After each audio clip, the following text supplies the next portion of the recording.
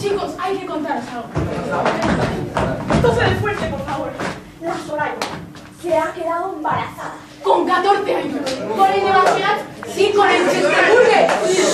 Se ve que quedaron con 14 años. Embarazada, ¿eh? Y embarazada. ¿No es el de bachillerato? Sí. Ya te digo que no va a dar Qué aburrimiento. aquí, vamos a joder un poco. No, No pasa nada, es divertido, vamos. O la policía puede ser Denise.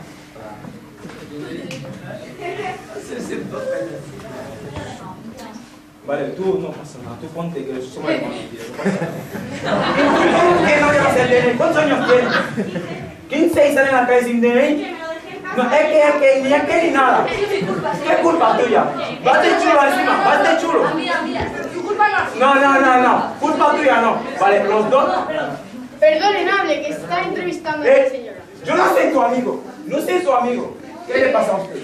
Le he preguntado a usted. ¿Pero por qué no haces bronca? No. ¿Usted me va a enseñar mi trabajo a mí?